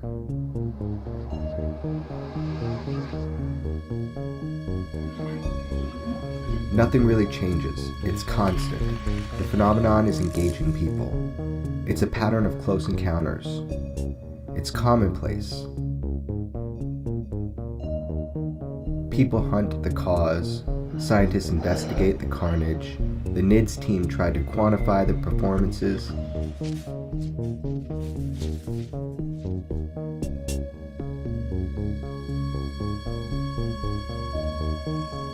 They created control studies for plant growth. They monitored the environment. They calculated the variables. They analyzed every event. But mostly, they waited for the phenomenon to express itself. And the phenomenon seemed to toy with them, to play games with them. Silence followed by dramatic displays of control. It did what it wanted. It does what it wants. To anybody. That's kind of an interesting image there. It was something that was picked up on the cameras. They had this bank of recording equipment on these cameras that were recorded 24 hours a day, and occasionally they'd see something, it'd be a light in a sea of inky darkness, not really worth all that much. That looked like the Twin Towers that just appeared out there, and then it was gone. It was frustrating for the NIDS guys. The activity goes underground, and then it makes a couple of statements, sort of like bon voyage, grand farewell. The cameras that are up on these poles have a wide view. There are 3 of the poles and cameras on all of them. And down the side, this is the new version, but when NIDS was there, they had these plastic covers for the wires. And the plastic covers were wrapped up with several layers of duct tape. So one day, the camera goes out. One of these cameras goes out, and they go look at it, and it's torn to pieces. It's just ripped to shreds. The wires are ripped out. The plastic covering is gone, and all the tape is gone as well. Something had really just shredded it. So they realize, aha, we've got the other cameras. They can see this. Let's go back. We'll back time it. When this camera went out, we'll look at the other cameras and see what went up that pole and tore it up. And they get the cameras back and look at it, and whatever did it was invisible. There's nothing there. Can't really make out the stuff flying around. When they took it back and analyzed it, months later, they were able to see a little tiny blue light buzzing around the camera when it got ripped to shreds. It was just like this from the phenomena. Get out of here, you're not welcome. They had one other incident that we'll talk about, maybe we'll do it tomorrow, about an ice circle that was kind of also a giveaway. So NIDS, the activity stops. They don't really have any other places that are hot spots. NIDS itself goes underground. Bob Bigelow dissolved it about 2004. And they don't really have any conclusions about the ranch. They can't publish a paper about it. Who's going to publish it? What would they say? They don't know what this was. How do you describe it? All these different activities. It's almost as if weird on purpose so that nobody would take it seriously. But that wasn't the end of the study. In 2007, a guy from the DIA, the Defense Intelligence Agency, reads the book. He contacts Mr. Bigelow and says, I'd like to go to the ranch. I think there's something there for us to look at. He goes to the ranch. He has an experience. He's not there 15 minutes, and he sees this weird ball of light in the living room where he's talking to the ranch lady, the wife, who's the caretaker. He doesn't say anything at the time, goes back to Washington, meets with Senator Harry Reid of Nevada, guy that I introduced to the UFO topic some years ago, and he's secretly been a UFO buff for the last 30 years or so. He had met with Bigelow. He had talked to other senators about his interest. This DIA guy had proposed, let's do a study. Let's study something more than just lights in the sky, shapes and saucers and things of that sort. Let's look at something bigger. Because it looks like, from the experiences of the ranch, that these things are somehow interconnected. Harry Reid goes to some colleagues, gets the money for it, they put it out to bid. Bigelow Aerospace, of course, bids on it. The same people who had worked on NIDS are a lot of the folks who work on this program, and they set up a study in secret. And that study focused on Skinwalker Ranch. And they covered a lot of ground, and they talked to new witnesses and dug up new evidence and created massive reports, as well as a database that is gigantic, that we may never see. Some of the stuff that I did last night, the story, is material that was involved with that, but it's a lot of, hundreds of FOIA requests have been filed for these reports, but I'm not sure that they're ever going to be released. However, we do know quite a bit about what they learned, and we do know that they took this seriously, and that the idea that these various phenomena, UFOs, Bigfoot, poltergeists, crop circles, cattle mutilations, invisible beings, orbs, all that stuff, is it related? I can tell you it's all there. I don't know if this is trying to send us a message that maybe it is all somehow related, or it is these same phenomena taking different shapes and sizes and appearing to us at different times, or it just happens to be a paranormal highway where all this stuff intersects. We don't know. The ATIP study that was underway in the Pentagon that Lou Elizondo ran focused entirely on UFOs, nuts and bolts craft, because that's the kind of thing that the military is willing to support. If it's a perceived threat to ships and planes and nuclear weapons, all right, we'll look into that. But this wow stuff, the program was killed in large part because people inside the Pentagon and DIA, number one, were worried that the story would get out, which of course it did, and number two, that it was satanic, that it's demonic. Now, maybe it is demonic, but does studying it and trying to figure it out invoke it? That's like saying, we don't want to mention the word Skinwalker because it might come into our lives.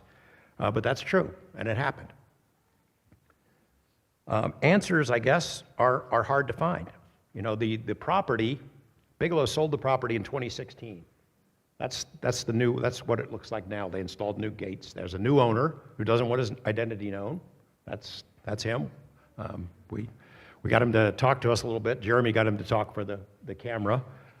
He's trying to carry on the study, to revive the study, and once again, there's been a big spike in activity.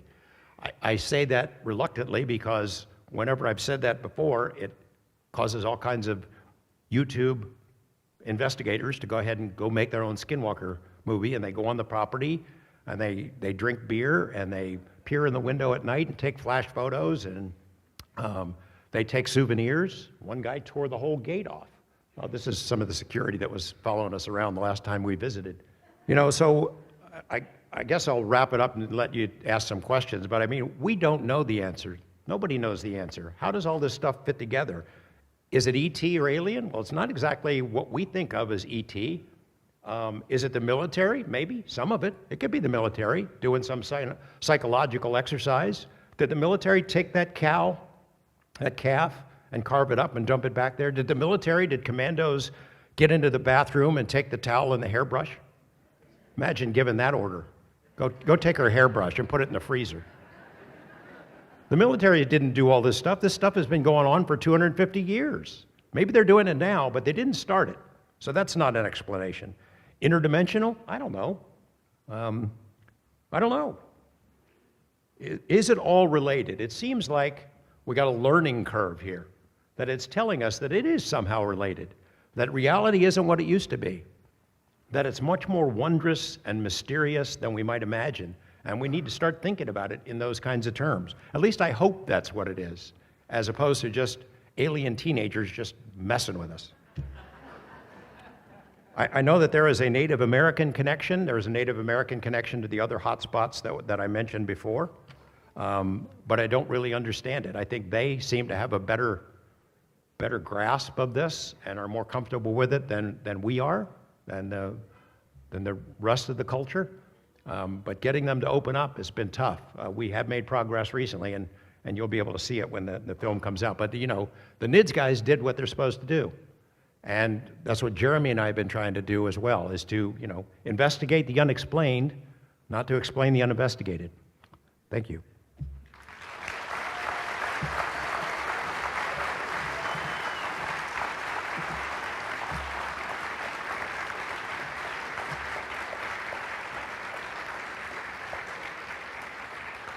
You want to chat? Okay, what's on your mind? There's a lot of How's talk this about work? that gate actually being on a public road and it being unlawful, like in the first place. And I know they had tried to get the law changed so the road was considered private and make the gate legit, but I don't know if anything happened about that. Do you know any more about this? Yes. I think officially that was a public access road, even when Bigelow owned it, but he put up a gate and wouldn't let people in and got away with it. When the property transferred in 2016, the whole argument about whether the gate was public or not started up again. The owner got a stay while he went to the county commission and I think court as well. And he's a wealthy guy, so I think he managed to convince them that it needs to remain private. So it has been officially changed, and it is private property, not a public access anymore. So public. I think the idea that the public could use that road to go through Skinwalker Ranch anytime it wanted to terrified the owner for good reason, so he got it changed. Thank you. Sure. George, one of the things that I really wonder about, that I wonder if it kind of ties all of this together, is the idea of a multiverse, and that there's a universe that could be just beside us right here, and the difference between us and them is that their atoms vibrate at a different frequency. And if those atoms vibrate at our frequency, they can skip over into our universe and then vibrate at that frequency and go back. So that's one of the things I wonder about. Science, and it seems like the physicists and scientists keep coming back to that. With mathematics, they can't get away from that idea. So Yeah, I'm with you on that. We wrote about it in the book, is that one time the multiverse idea was pretty exotic and crazy, and now it's cutting edge stuff. I mean, I would think that cosmologists, most of them now accept that is a distinct possibility. It's consistent with string theory, that there is other realities. You know, we say to ourselves, in that context, we say to ourselves, we're all ready for the truth. We want to know what's going on. And we're thinking of that in the context of UFOs. Flying saucers are here from other planets. And I remember the first time I interviewed Dr. Jacques Vallée, he had said, I'm going to be really disappointed if the ultimate answer to the UFO mystery is merely ETs coming here from other planets to visit us occasionally. Because the evidence suggests otherwise. The evidence suggests we're in the middle of some other intelligence, whether that's dimensional, or it's an ultra-terrestrial or crypto-terrestrial or whatever you want to call it. The idea is that we live among them. They're here, they can interject themselves into our reality at will, and there's nothing we can do about it. Now, people may be ready for truth about flying saucers, that they're ETs from other planets, but I am, after dealing with the ranch for more than 20 years, I'm not sure we're ready for this other discussion of reality. The idea that there is another intelligence that sees everything, it knows what you think, it knows what you're going to do beforehand, it sees you when you're sleeping, when you're in the shower. People would freak out, I think. I think the general public, this audience excluded, I guess you're a general public once in a while, but I think I think people who are here or curious enough to hear this could handle it, but I think a big, large swaths of the population would have trouble with it. Maybe that is the answer, the multiverse, extra dimensionals, I don't know. Thank you. Yes. Is the third homestead also just abandoned? How long has it been since people lived there? How many things happen there? Do things come from there or go to there? What's the deal with the third homestead? It is abandoned. It is, has been abandoned, I think it was built in the 1920s, so it's been empty since maybe the 1950s. The current owner of the ranch has had a team of historians that have looked back into the records and have located the family members of the people who built the third homestead. The third homestead was actually the first one. It's the smallest, and then the second one, and then the current house is the youngest. But the people who live there have there's a great family story about what we'd call a Men in Black type guy showing up in the middle of a snowstorm, being invited in. He was like really weird, wearing really weird clothes from the future. And then they said, do we need to give you a ride to town? No, I'm fine. And he walks out, they open the door, and he's gone. He's gone. And then the Myers family that have made statements since the book came out. We never had any problem. We didn't install all those locks. We didn't have guard dogs. We never saw anything. The people around them in their own family, the neighbors who knew them, said they did, in fact, have experiences. They just didn't want to deal with it anymore and didn't want to talk about it. And while they were there, they seemingly came to an accommodation with whatever it is. The same is true for the husband and wife who live on the ranch now. They were the caretakers for a couple of years under Bob Bigelow, and they have stayed on with the new owner. And they see stuff all the time. They don't talk about it, and it doesn't seem to bother them too much. There is an incident in their past where it seems to have caused some physical harm, but they've moved on from it. So whatever this thing is, you can learn to live with it. And it shows itself to you. It sets the rules. One other thing I want to mention is that what's on the ranch doesn't stay on the ranch. It follows people. The agents who were part of the study conducted for the DIA, who were on the property, all had experiences. And it seemed like people who brought guns on the property, the tough folks, commando types, who these were, they all had experiences there, and it followed them home. And it's 7 or 8 years later, it's still messing with them now. And it shows itself to family members, scares the hell out of people. Creatures appear, stuff flies around the room, wine bottles break on the wall, that kind of stuff has happened to them and is ongoing. And it happened to the Gormans when they moved out of the area. They moved to Idaho, and it followed them for a while too. So it's not to be trifled with. I know we're sitting here talking about it, and it's kind of fun, but it's spooky. And it's weird, and we don't know what its priorities or goals are. We can only guess. You know?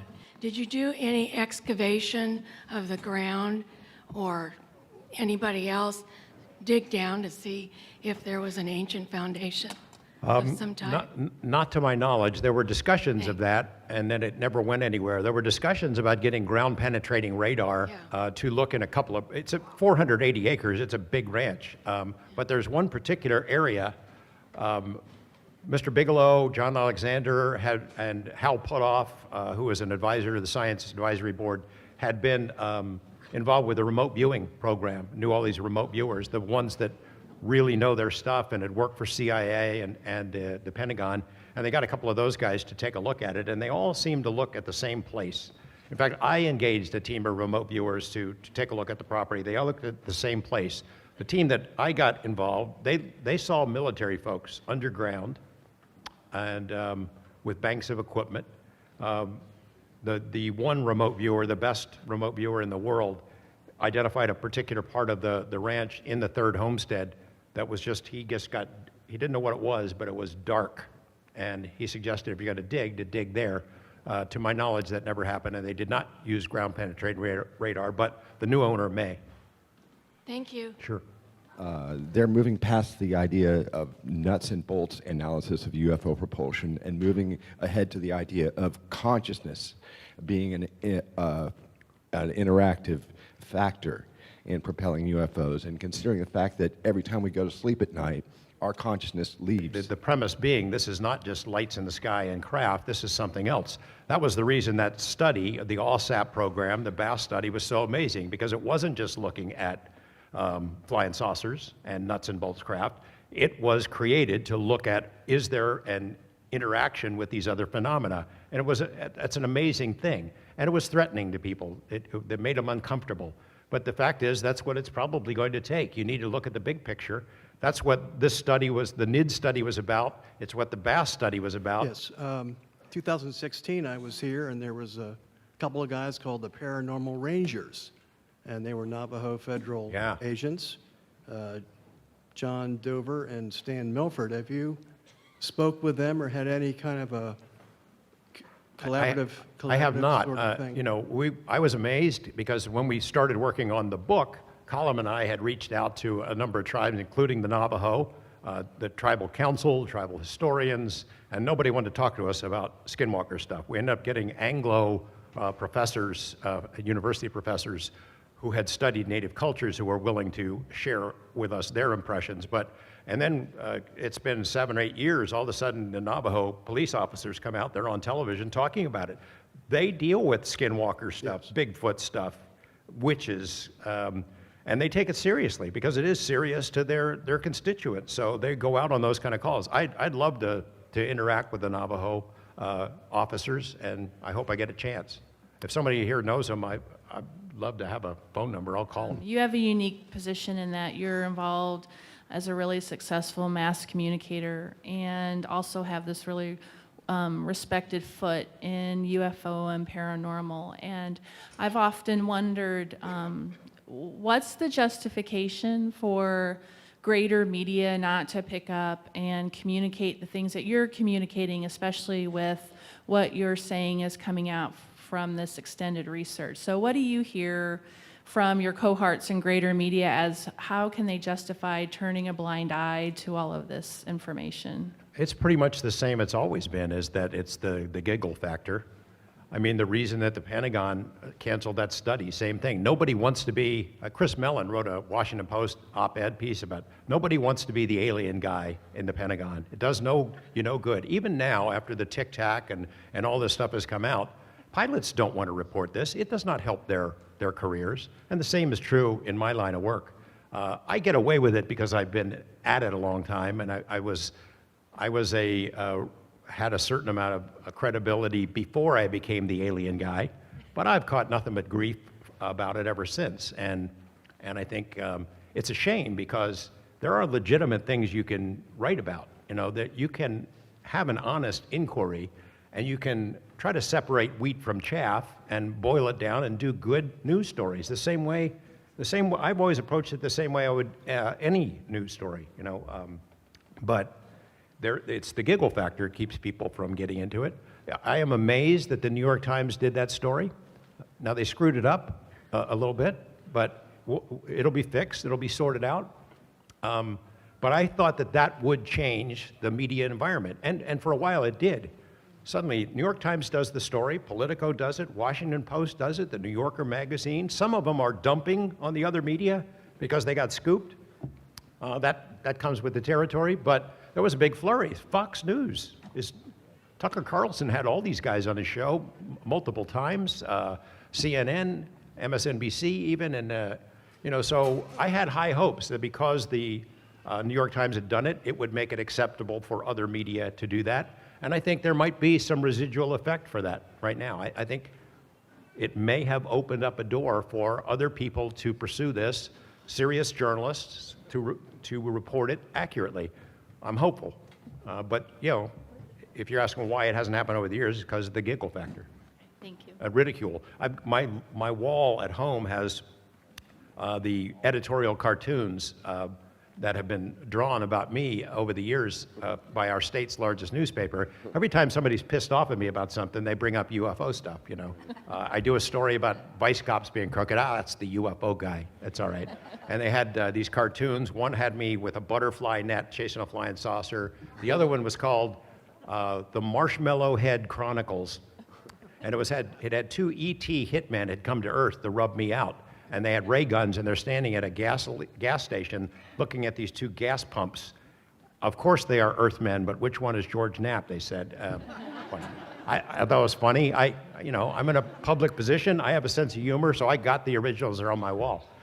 But, we had these columns when the first series about Bob Lazar that we did back in '89 and then in 1990.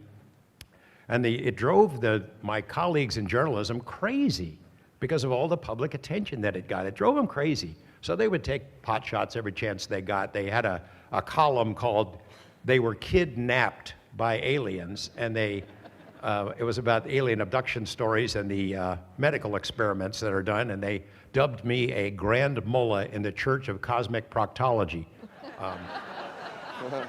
And they had another column, the media columnist, saying, boy, people are rushing home at night to see George Knapp stories. They can't wait to get there. Not because they're interested in UFOs, but because they want to be there when he finally goes bull goose loony on the air. So it comes with the territory. I'm all right with it. What bothers me is the people making those jokes and the columnists writing that stuff have never done one whit of the work. They haven't sat out in Area 51 night after night looking in the sky, dodging the security patrols. They haven't read the books, haven't interviewed the witnesses, haven't come to events like this. And when they do come to events like this, they write the same stories. Look at the people in the funny hats and the funny shirts and the goofy books that they're selling, and they have fun. And they E.T. phone home and where's Elvis, and the same jokes that every reporter has ever covered have told. Gets old. Hey, George, thanks so much for coming. I love your work. Me and my friend, we actually went to Vernal, Utah, where the Skinwalker Ranch was in 2016. We had some vacation time, wanted to go out there, see what it was like. Beautiful place. Yeah. One of the most interesting things that we figured out was the fracking, the horrible fracking stories and all the stillborn births that were happening in the area, which was a huge story. Rolling Stones covered it. But one of the biggest things we found by talking to some of the locals at the bars, some of them were definitely native, was the fight over the Indian water rights, the reservation water rights that the Indians had. Apparently treaties had been annulled, agreements had been that have been gone back on, and some were even suggesting that there was a curse put on the whites that had taken over that land because of that. Can you comment on that, or have you heard that at all? I know that the Utes, like pretty much every other indigenous tribe, have been screwed over multiple times, and treaties aren't worth the paper they're written on. I'm not up on the current water battles, but the lands that they have shrunk and shrunk and shrunk, and occasionally they've expanded again, but there are clashes, cultural clashes, and people take advantage of them every chance they get. I don't know about the curse on the water. It wouldn't surprise me, though. Right. Thank you. Sure. So considering the severity of the cattle mutilations and the fact that it sounds like quite a few dogs were killed, why do you think an alien presence and or spirits or whatever it is wouldn't do the same harm to humans, people on the ranch, that they are taking their time and toying with on this land? Yeah, it's an interesting question that we've pondered for a long time, is why didn't they carve up people? Right. And they didn't. I know there are stories about it, that people died out there and everything, but they did not. Whatever this intelligence is, it seemingly differentiates between us and other species.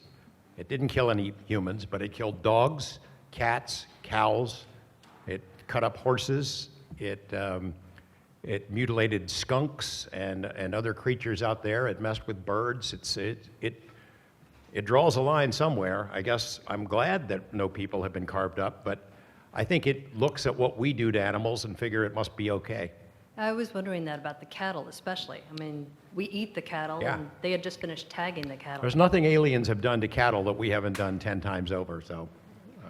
But it does seem a tiny bit egotistical that they are differentiating humans, which is interesting. Well, I think they have an interest in us. Yeah. I hope it's a hopeful interest that they hope to bring us along and we can join the cosmic community at some point and we'd be ready for it, or not ready now. Thanks. Sure. Are you aware of any efforts underway amongst the from within the Ute tribe and the Navajo Nation to make any amends from what I'm seeing might be some of the source of this conflict that's focused on Skinwalker Ranch? Not that I know of. They're kind of afraid of the place. They don't mess with it.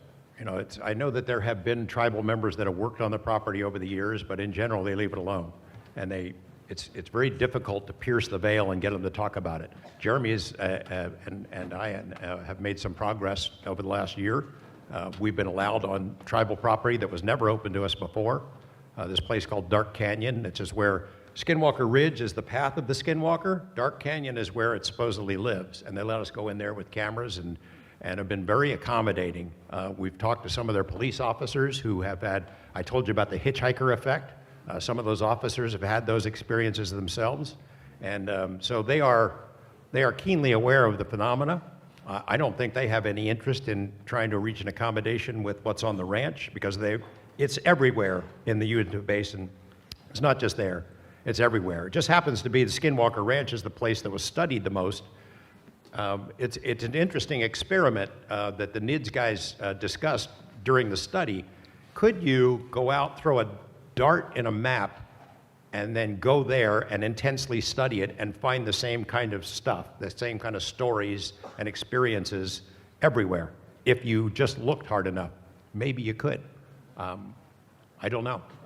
But no, as far as I know, the Utes are not trying to reach an accommodation with the ranch. I was reading some reports about Skinwalker Ranch.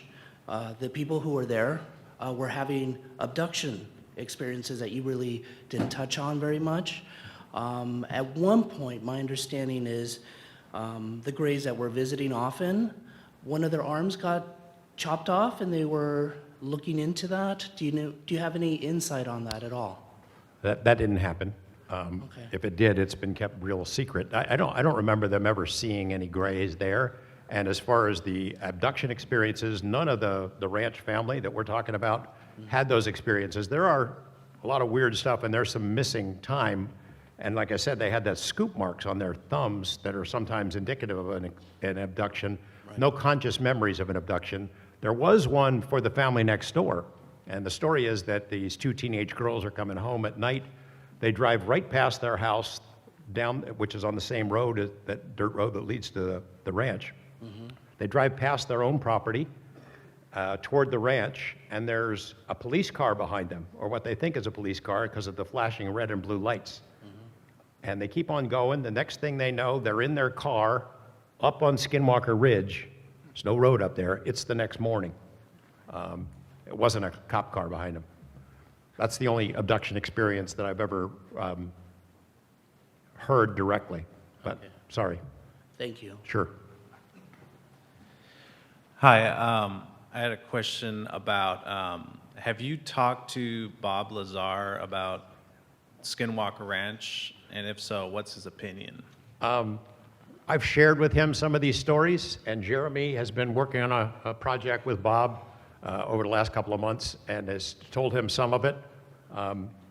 He has enough faith in us to know that there must be something to it or we wouldn't still be working on it, but it's not his deal. He's totally focused on his business and his wife and his life in Michigan, and as we have said, I have said many times in public presentations, he'd just as soon leave all this stuff behind.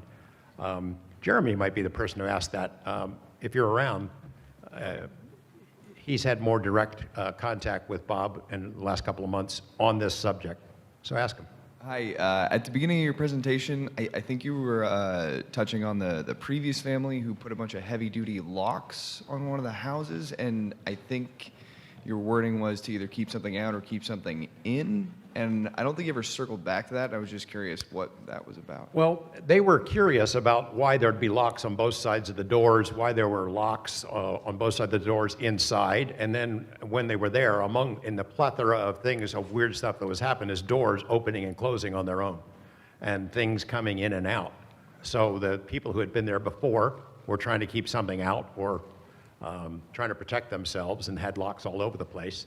And everyone who's lived there since has had the same experience.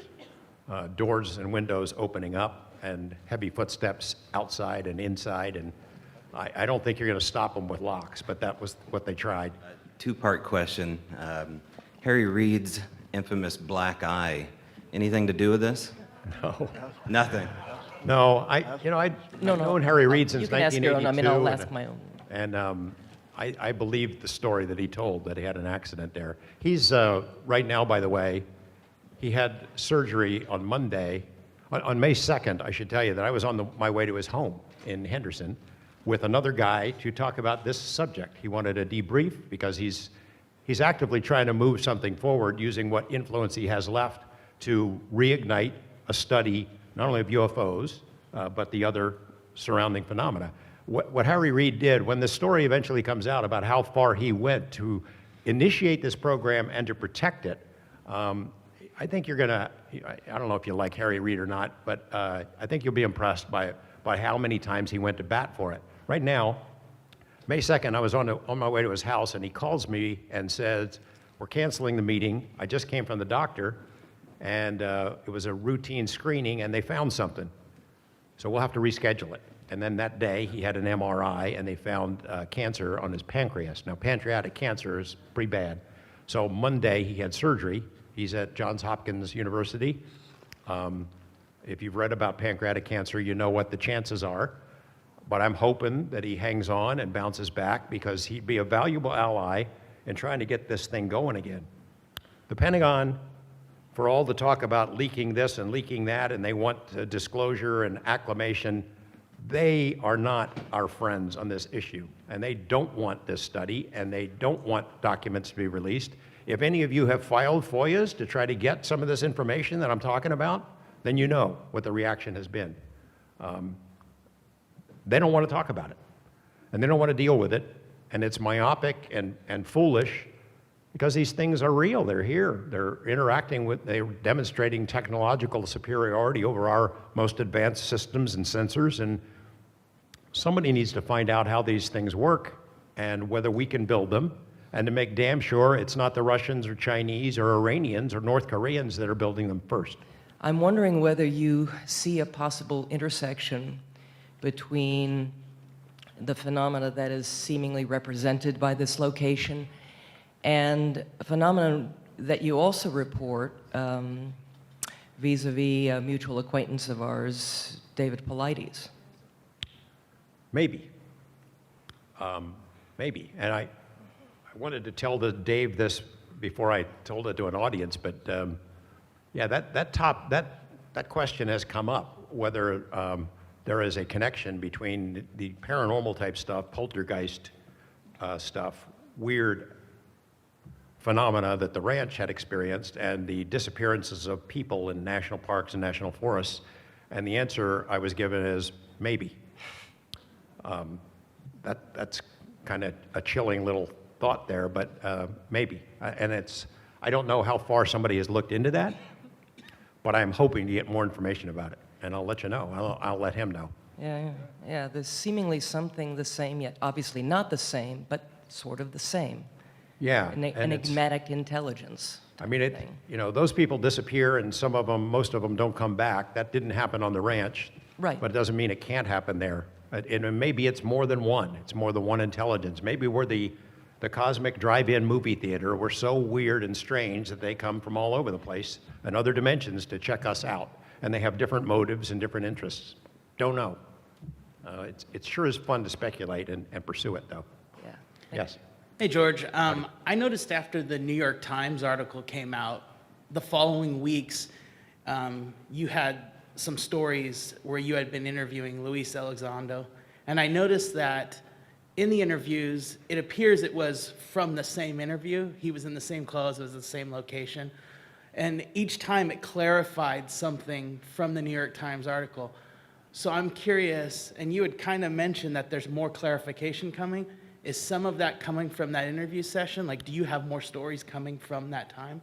I hope so. I mean, we did a really long interview. Here's the deal on this New York Times story, and I haven't said this before, so I'm aware of the BASS study and the OSAP and ATIP and all that stuff because I was allowed to be a fly on the wall while that stuff was underway, but I couldn't tell anybody about it. So when the word comes out, Lou Elizondo comes forward with Tom DeLonge in October.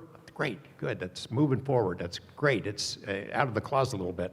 And then, so I did some stories about it, and I have more that I had planned to do, and then I am told the New York Times is gonna break this thing. And I called up all of the people who were involved in this. Well, why does the New York Times get to break it? I've been sitting on this thing for 5 or 6 years. I want to do the story. And they implored me. They said that the New York Times, if somebody else breaks it before they do, that they'll just cancel it. And they implored me that if I would hold off, I would get access to certain things and interviews. It was important for the New York Times to do it because, and they put this as gently as they could, I am not the New York Times, and I would heartily agree with them on that. So it was important for the Times to break it so that it changed the media environment so that other news organizations would go ahead and pursue it, and that's how it worked out. So yeah, I've had a lengthy interviews with Senator Reid and Lou and other people, and we've parsed it out. It's not part of some big scheme where I'm working with the government. It's that I work for KLAS TV. My audience, with all due respect, is the TV viewers in Las Vegas. So that's who I write for. I don't write for ufologists, I write for them. And we have what we call sweeps periods, periods of the year when ratings really count, when my employer counts on me to produce stories that are of great interest to the general public so that we can make money on advertising. So some will see a plot in this that I'm just dishing it out a little piece at a time as part of the evil cabal government or something, or acclamation. I see it as I'm doing my job for my employer and for the viewers of Las Vegas. So I've spread out some stories in November, December, February, April, and now in May, and there will be more. Hey everybody, thank you very much.